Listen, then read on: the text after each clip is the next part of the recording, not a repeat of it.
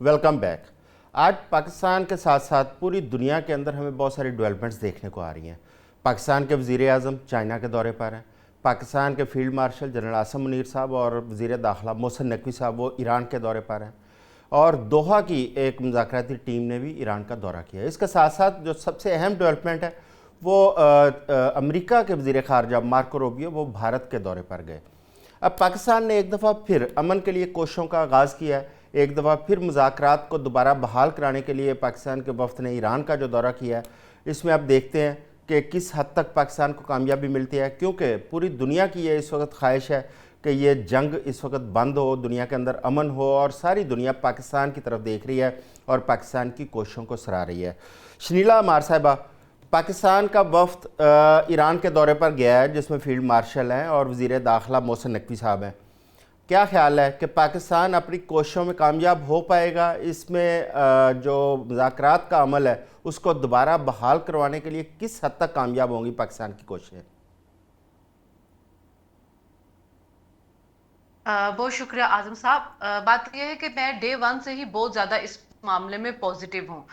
जब पहली दफा सीज फायर हुआ था तो मुझे तब भी यही बात लगती थी कि दोबारा उस तरह वॉर की तरफ अमेरिका नहीं जाएगा। उसके बहुत से रीजन है। एक तो देखिए, जिस तरह के फ्यूल प्राइस इतनी ज्यादा बढ़ रही है, उसकी वजह से दुनिया में जो इन्फ्लेशन आ रहा है वो हर कोई प्रेसिडेंट ट्रम्प के खिलाफ हो रहा है। उनके ऊपर एक प्रेशर भी आ रहा था, उनके अपनी कंट्री से भी उनके ऊपर प्रेशर आ रहा था।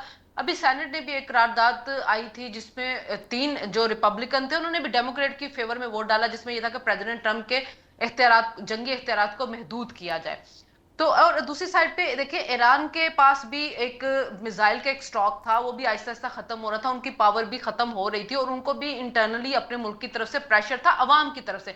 जो वहां पे पासदाराने इनकलाब थे, जो हार्ड लाइनर थे, वो तो भी चाहते थे कि जंग हो। तो दोनों साइडों के ऊपर प्रॉब्लम था, जिसकी वजह से लगता ये था कि जंग की तरफ ये इस तरह से नहीं जाएंगे। इसी वजह से प्रेसिडेंट ट्रम्प ने बार बार धमकियों के बावजूद कोई अटैक नहीं किया ईरान के ऊपर। कभी वो पाकिस्तान की कहने के ऊपर रोक देते थे अटैक, कभी भी उन्होंने कतर और सऊदी अरब के ऊपर कहने के ऊपर रोक दिया। उस दरमियान में बैकडोर डिप्लोमेसी जारी थी, और वो हमें नजर भी अब आई है कि जैसे फील्ड मार्शल, पहले मोहसिन नकवी साहब वहां पे गया, फील्ड मार्शल गए हैं, वापिस आ गए हैं। अभी कोई हमारे सामने कॉन्क्रीट चीज नहीं आई है, कोई एलामिया या भी जो कह रहे थे इन कोई एग्रीमेंट होगा, वो नहीं नजर आया। लेकिन जो मिलिट्री सोर्सेज से भी प्रेस रिलीज सहाफियों को दी गई, तो ये वहां पे दो दिन गुजारे हैं, बड़ी पॉजिटिव बात हुई। ईरान के जो वजारत खारजा की तरफ से आए, उन्होंने भी कहा कि हम अभी पहुंच नहीं गए किसी एग्रीमेंट पे, लेकिन हम पहुंचने के करीब हैं।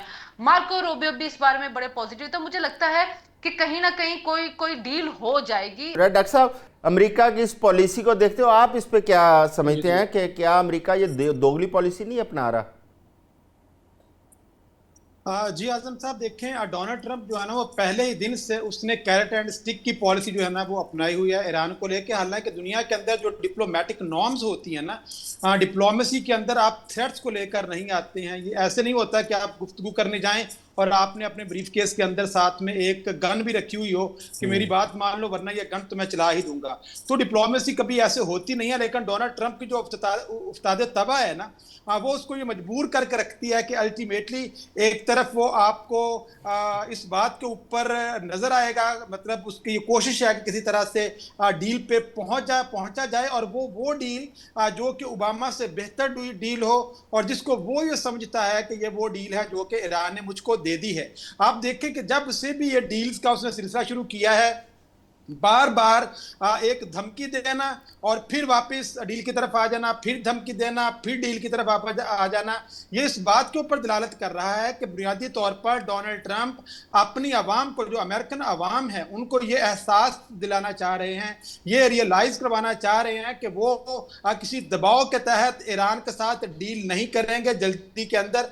मैं अल्टीमेटली ईरान से वो चीज हासिल करूंगा जो कि वो चाह रहे हैं कि उनके लिए एक बेस्ट डील होगी। अभी देखें, अगर इजराइल की आप रेड लाइन को देखें तो वो जीरो इनरिचमेंट की बात करते हैं। अगर डोनाल्ड ट्रंप की आप रेड लाइन को देखें तो वो नो न्यूक्लियर वेपन्स की बात करते हैं। वो इनरिचमेंट की बात नहीं कर रहे, वो मिसाइल के स्टॉक पाइल्स की बात नहीं कर रहे हैं। वो मिसाइल की रेंज की बात नहीं कर रहे हैं, वो एक्सेस ऑफ रेजिस्टेंस की बात नहीं कर रहे हैं, लेकिन करंटली जहां पे मसला फंसा हुआ है और जिसकी तरफ मार्को रूबियो ने भी अपनी स्टेटमेंट में इशारा दिया था कि जो स्ट्रम्बलिंग पॉइंट है इस वक्त between the Iran and USA, that is the state of हरमूज।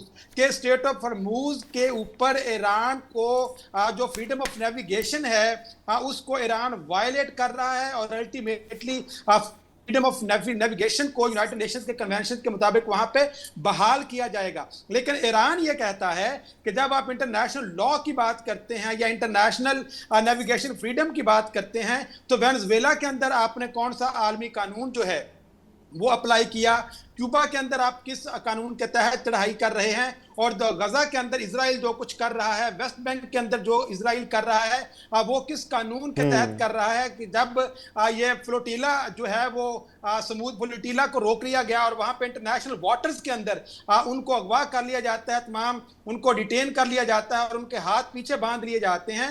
तो ईरान ये कहता है कि अगर आप इंटरनेशनल लॉज की बात एक तरफ कर रहे हैं और जब मैं जो जिस वाटर्स के ऊपर अपनी सॉवरेनिटी का हक रखता हूं वो वाटर्स हैं कि इंटरनेशनल लॉ मुझको इजाजत देता है कि 20 नॉटिकल माइल तक वाटर मेरा है और जो स्टेट ऑफ हरमूज की टोटल चौड़ाई है वो 21 किलोमीटर है, आधा जिसके अंदर ओमान के पास है, आधा ईरान के पास है और वाटर ओवरलैप भी कर रहे हैं। लिहाजा ईरान ये कहता है कि मैंने इंटरनेशनल जो नेविगेशन फ्रीडम है उसके ऊपर मैंने दस्तखत किए हैं लेकिन मैंने इसको रेटिफाई नहीं किया, मेरी पार्लियामेंट ने उसको रेटिफाई नहीं किया हुआ, हमने सिर्फ दस्तखत किए हैं। लिहाजा ईरान उसको अपनी एक सॉवरन जो वाटर टेरिटरी है उसके तौर पर वो जो है वो ले रहा है, जबकि अमेरिका ये चाह रहा है कि किसी तरह से उसको जो रिलैक्सेशन है वो यहां से मिल जाए। देखिए ईरान के पास 2-3 ऑप्शंस हैं। अगर तो ईरान को एसेट्स को जो है वो अनफ्रोजन कर दिया जाता है, नंबर 1,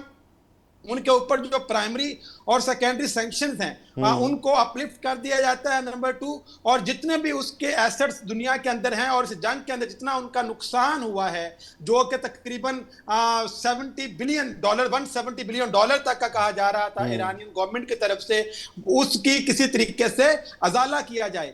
अब वो अजाला टॉल्स की शक्ल में होता है स्टेट ऑफ हरमूज पे, प्राइमरी या सेकेंडरी सैंक्शंस को अपलिफ्ट करके किया जाता है, या फिर उनके जो एसेट्स फ्रीज हैं दुनिया के अंदर उनको अनफ्रीज करके किया जाता है। यहां पे आके अब बात जो है वो अटकी हुई है और इस वक्त एक तरफ जो आपने बात की है ना दोगली पॉलिसी, ये बात बिल्कुल ठीक है कि इस वक्त इजराइल के अंदर जो उनका बेन गोरियन एयरपोर्ट है वहां पे रिफ्यूल करने वाले जो एयरक्राफ्ट है उनकी तादाद दुगनी तिगनी हो चुकी है, और जो आपने पेंटागन की मीटिंग की तरफ इशारा किया है उसके अंदर बिल्कुल ईरान के ऊपर दोबारा की गई है कि अगर वो डील नहीं आती तो इस दफा ये नहीं होगा कि मैं धमकी तो दे रहा हूं, डोनाल्ड ट्रंप ये कह रहा है ठीक हो गया, धमकी दे रहा हूं और उसके बाद दोबारा से मैं रिवर्स हो जाऊंगा, या जंग है या डील है जी, ठीक हो गया, कोई रास्ता नहीं। ठीक हो गया। डॉक्टर शिंडल साहब अगर आपको मेरी आवाज आ रही है तो प्लीज रिप्लाई कीजिएगा क्योंकि आप हाँ इंटरनेट अच्छा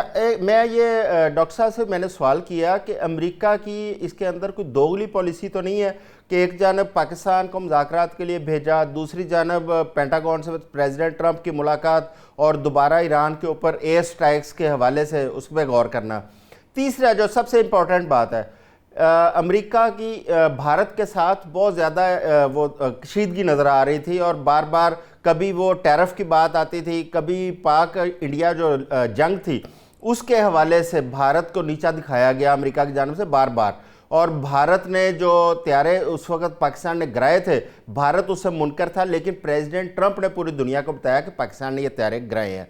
अब आज मार्को रूबियो गए हैं भारत के दौरे पर, इस चीज़ से भी एक तासर ये पैदा हो रहा है कि क्या पाकिस्तान को किसी मौके पे किसी लिहाज से कोई दबाव में तो नहीं लाना चाह रहा है अमेरिका? आजम भाई, पहली बात तो ये कि इंटरनेशनल रिलेशंस के अंदर ही हमने पढ़ा कि ना कोई आपका मुस्तकिल दोस्त होता है ना ही कोई मुस्तकिल दुश्मन होता है, इस सारी मुफादात की जो है तो जंग हो रही होती है। अभी पिछले दिनों जो है वो वजीर खारजा जो ईरान के वो भी इंडिया गए, चाबहार के ऊपर उन्होंने बात की, हालांकि इंडिया ने इस पूरे मौके के ऊपर कहीं पे भी ईरान का साथ नहीं दिया था, वो बल्कि उससे पहले इजराइल गए और वहां पे जाके जब उन्होंने इजराइल को कहा कि आप मदर ऑफ द लैंड है, हम फादर ऑफ द लैंड है और we are proud of it, तो कितने ज्यादा अपने करीबी ताल्लुकात उन्होंने उसके साथ बताए। फिर जिस वक्त ईरान के ऊपर हमला हुआ, अमेरिका ने किया, उनके बच्चे जो स्कूल के अंदर थे वो शहीद हुए, तो मोदी की तरफ से एक भी मजम्मत की ट्वीट नहीं आई और उनको इंटरनली इसके ऊपर काफी तनकीद का सामना करना पड़ा कि पूरी दुनिया इस पर तनकीद कर रही है, पूरी दुनिया इसे मजम्मत कर रही है और आप कहीं पे इसके ऊपर बात नहीं कर रहे हैं, कहीं पे ईरान का साथ दीजिए। उसके बावजूद ईरान के वजीर खारजा वहां पे जा रहे हैं, उनके साथ आप बाहर के ऊपर बात कर रहे हैं। तो ये इंटरनेशनल रिलेशन में ये चलती है रहते हैं। अमेरिका बिल्कुल भी इंडिया को इग्नोर नहीं कर सकता है। पाकिस्तान को प्रेशर में लाने वाली बात नहीं, क्योंकि उनको नजर आ रहा है कि इस वक्त पाकिस्तान की कितनी अहमियत है। 3 ममालिक हैं, चाइना हो गया, रशिया हो गया या पाकिस्तान हो गया, जिनकी इस वक्त ईरान बात सुन रहा है। और प्रेसिडेंट ट्रंप जो जंग हार चुके हुए हैं मैदान में, वो टेबल पे जीतना चाहते हैं। तो उस टेबल पे वो जंग जीतने के लिए वो हर रोज एक नए थ्रेट दे रहे होते हैं, लेकिन उनका जो स्टॉक जाया हो चुका है मिसाइल का, इंटरसेप्ट का, उसको दोबारा पाइलअप करने के लिए उनको बड़ी फिर सरमाया चाहिए, जो कि नहीं है उनके पास इतना ज्यादा। इसी वजह से वो किसी ना किसी डील की तरफ जाएंगे, लेकिन वो अपना हाथ ऊपर रखना चाहते हैं और चाइना के साथ बात कर रहे हैं, रशिया के साथ बात कर रहे हैं, पाकिस्तान के साथ बात करें कि किसी ना किसी डील को पे देखें, क्योंकि ईरान ने बहुत ज्यादा रेजिस्टेंस शो की है। जब हमला हुआ था, प्रेसिडेंट ट्रंप ये बात कह रहे थे और दुनिया को भी लग रहा था कि 2, 3, 4 दिन की बात है और उसके बाद ईरान के अंदर रिजीम चेंज हो गया। ईरान के अंदर कोई रिजीम चेंज नहीं हुई है, वही रिजीम बैठी हुई है और अभी तक अपनी शराइत मनवाने की पोजीशन में है। आबनाए हुर्मुज़ उन्होंने नहीं खोली है, इन्होंने आबनाए हुर्मुज़ का भी घिराव कर लिया है और कहा कि हमने बड़ा इकोनॉमी में उसको वीक कर दिया ईरान ने, लेकिन अभी तक अपनी मर्जी की डील हासिल नहीं कर पा रहे हैं प्रेसिडेंट ट्रंप। तो जब वो चाइना से वापस आए तो उनको लगा कि शायद अब मुझे ये समझा जाएगा कि मैं बड़ा वीक हो गया हूँ या मुझे इंटरनली वीक समझा जाएगा, तो उन्होंने फिर धमकियां देना शुरू कर दी। लेकिन अभी तक मैं पहले भी ये बात कहूँ, किसी जंग की तरफ नहीं जाएंगे। बिल्कुल ठीक है। ये है कि प्रेशर वो रखेंगे, प्रेशर टैक्टिक्स वो इस्तेमाल करते हैं, क्योंकि इजराइल भी बुरी तरह से एक्सपोज हुआ इस जंग। अच्छा, आज ईरान की जो फील्ड मार्शल से जो मुलाकात हुई, उनके स्पीकर बाकर कालिबाफ की, उन्होंने एक बड़ी इंपॉर्टेंट बात की कि अगर अमेरिका ने दोबारा उनके ऊपर कोई जारियत मुसल्लत की तो वो उस पर बड़ा सख्त रिस्पॉन्स देगा ईरान। अच्छा, हमें तो तासर ये दिया गया कि उनका तमाम जो उनका मिसाइल सिस्टम है या उनके जो बाकी स्ट्रेटजिक जो उनके इंस्ट्रूमेंट्स हैं वो तबाह कर दिए गए हैं, लेकिन ईरान अभी भी किस तरह इतना कॉन्फिडेंट है कि वो पहले से भी ज़्यादा उनको भरपूर जवाब दे सकता है? देखिए, उन्होंने इतने अरसा जो उनके ऊपर पाबंदियां लगी रही, उन्होंने अपने मिसाइल सिस्टम के ऊपर काम किया है।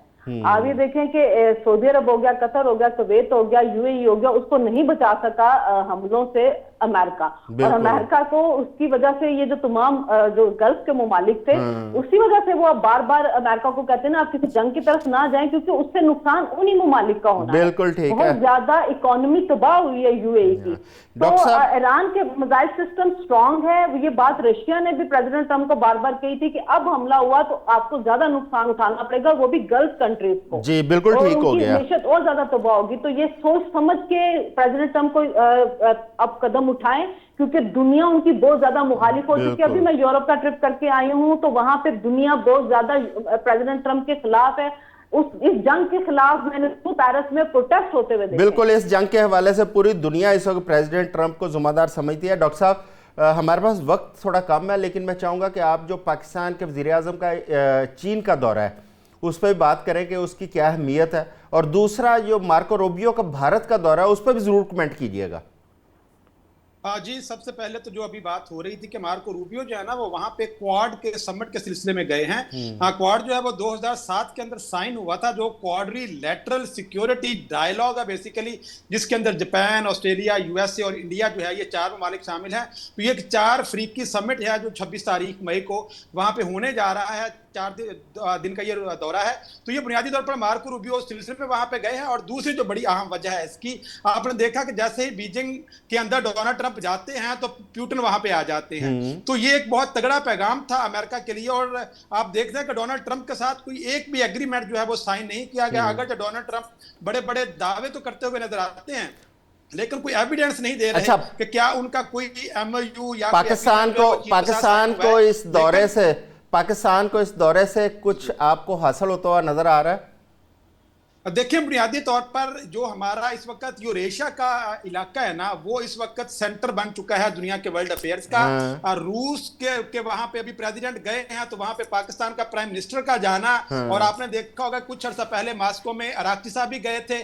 तो ये एक तमाम ममालिक जो मिलकर डॉक्टर इरफान साहब ईरान के आपका हवाले से- बहुत जी, जी। डॉक्टर इरफान साहब आपका बहुत शुक्रिया। शनीला मार साहब आपका बहुत शुक्रिया। अभी वक्त हुआ है एक शॉर्ट ब्रेक का, हमारे साथ रहिएगा, जल्द आते हैं।